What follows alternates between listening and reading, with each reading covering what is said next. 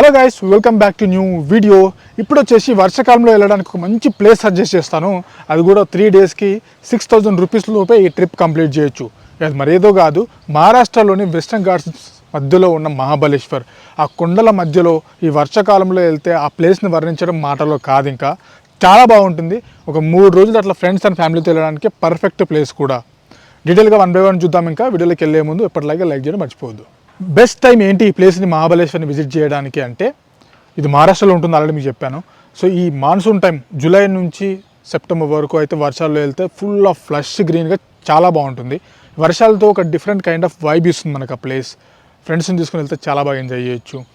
And వింటర్లో October నుంచి మళ్ళీ జనవరి వరకు కూడా చాలా బాగుంటుంది. అండ్ డిసెంబర్ జనవరిలో స్ట్రాబెరీస్ అక్కడ చాలా ఉంటాయి, ఎంజాయ్ చేయడానికి బాగుంటుంది. So 2 weathers, monsoon or winter, ఏదనేది మీరు చూస్ చేసుకోవచ్చు. సో ఇప్పుడు ఎలా చేరుకోవాలి, మీకు ముందుగా చెప్పినట్టుగా ఇది మహారాష్ట్రలోని పూణే సిటీకి చాలా దగ్గరగా ఉంటుంది. 120 కిలోమీటర్స్. మీరు హైదరాబాద్ నుంచి కానీ ఆర్ విజయవాడ, విశాఖపట్నం, బెంగళూరు, మీరు తిరుపతి, ఇట్లా ఏ సిటీస్ వచ్చినా కూడా ట్రైన్ తీసుకోవడం బెస్ట్ పూణే వరకు. అదే హైదరాబాద్ నుంచి అనుకోండి 10 hours జర్నీ ఉంటుంది. నైట్ నాంపల్లి రైల్వే స్టేషన్ నుంచి అయితే నైట్ 10 o'clock అలా స్టార్ట్ అవుతుంది. పొద్దున్నే 9 గంటలకి పూణేలో దింపేస్తుంది. మిగతా స్టేషన్స్ నుంచి ఎలా ఉంటుంది, టైం టేబుల్, కాస్ట్ ఎలా ఉంటుందని అన్నీ మీ స్క్రీన్ పైన కనిపిస్తూ ఉంటాయి, చూడొచ్చు. సో అలా ట్రైన్స్కి వెళ్ళడానికి రావడానికి 1000 రూపీస్ అవుతాయి.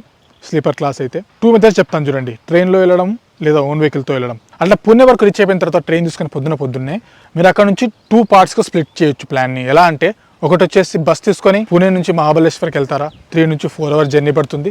Plenty of buses, private travels అయితే 600 రూపీస్ ఉంటాయి. మేము స్టూడెంట్స్ లేదా మా దగ్గర అంత బడ్జెట్ లేదు అనుకుంటే గవర్నమెంట్ బస్సెస్ ఉంటాయి. ఈ ప్లేస్ నుంచి మీకు బస్సెస్ దొరుకుతాయి. ఆటో తీసుకొని అక్కడికి వెళ్ళేసి అక్కడ నుంచి వెళ్ళాలనుకోండి, హార్డ్లీ 200 రూపాయలు కూడా పడదు బస్కి. అదే గవర్నమెంట్ ఆర్టీసీ బస్సు లాంటివి.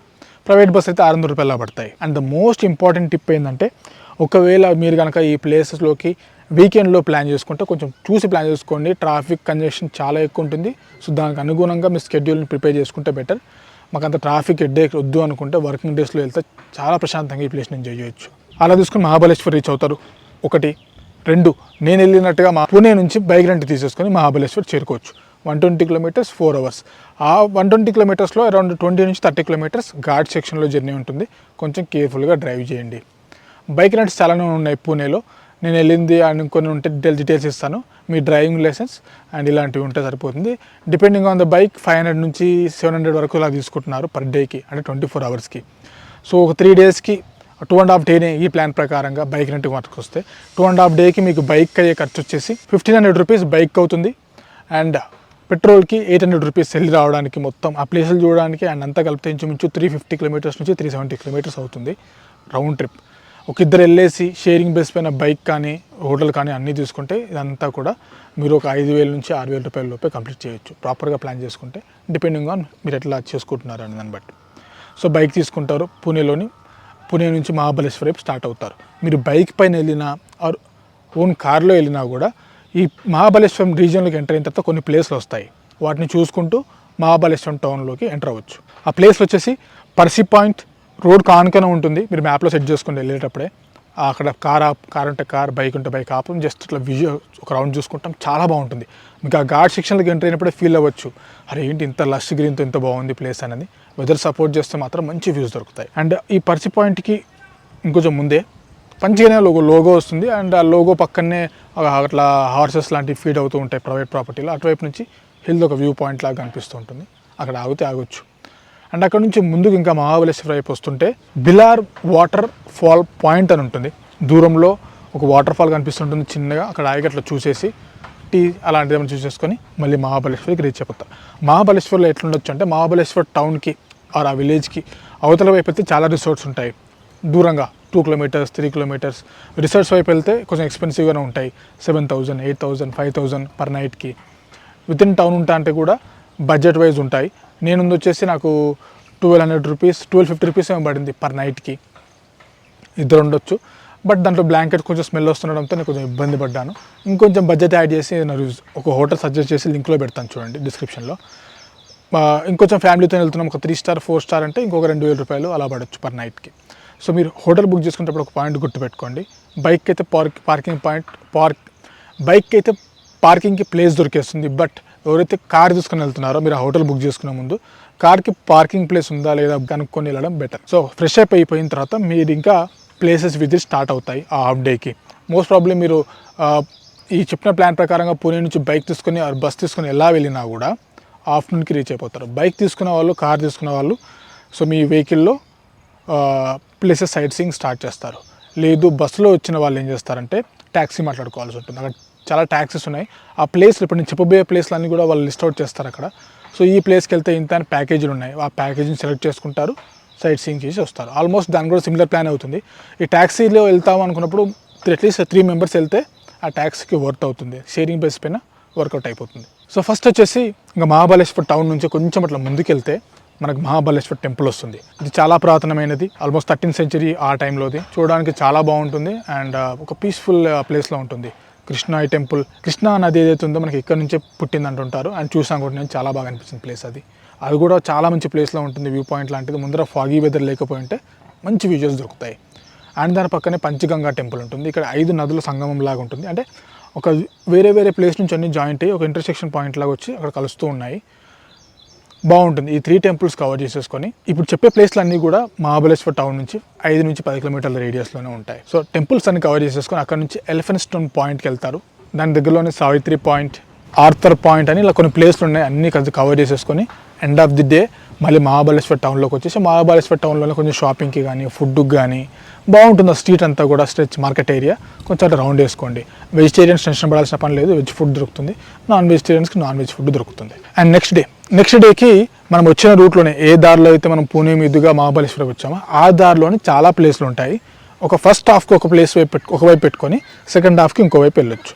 ఫస్ట్ హాఫ్కి ఏం చేయొచ్చు అంటే హోటల్ నుంచి స్టార్ట్ అయిపోయి వెన్నా బోట్ పాయింట్ అని ఉంటుంది. ఒక లేక్ మహాబలేశ్వర్లోనే పెద్దదే ఇది. అక్కడ బోట్ పాయింట్ ఉంటుంది. ఇంట్రెస్ట్ ఉంటే బోటింగ్ లాంటివి చేయొచ్చు. లేదనుకుంటే అక్కడ నుంచి కేట్స్ పాయింట్ వైపు వెళ్ళండి.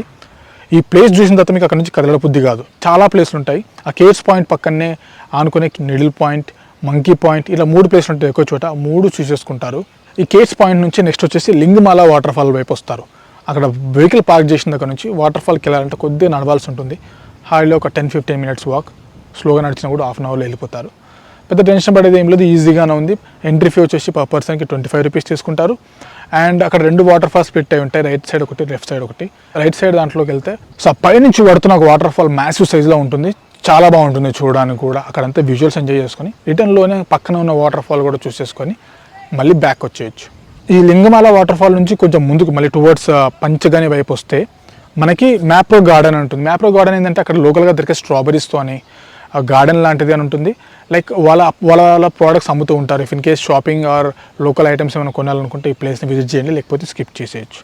సో సెకండ్ హాఫ్కి మీరు ఇంకొక డైరెక్షన్ వైపు మూవ్ అవుతారు. అది వచ్చేసి ప్రతాప్గఢ్ ఫోర్ట్. ఇది వచ్చేసి మహాబలేశ్వర్ సెంటర్ నుంచి అప్రాక్సిమేట్గా 10 నుంచి 15 కిలోమీటర్ల దూరంలో ఉంటుంది. అండ్ 1 hour జర్నీ పడుతుంది స్లోగా వెళ్ళినా కూడా.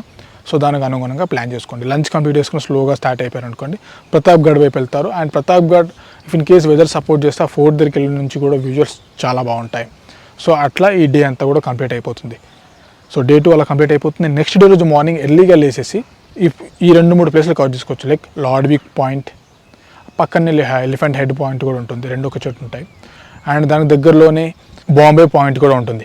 ఇఫ్ ఇన్ కేస్ మీరు ముందు రోజు ఎప్పుడైతే ప్రతాప్గఢ్ వైపు వెళ్తారో ఆ రోజు టైం ఉందనుకుంటే కూడా ఈ ప్లేస్ని కవర్ చేసుకుంటూనే ప్రతాప్గఢ్ వైపు వెళ్ళొచ్చు.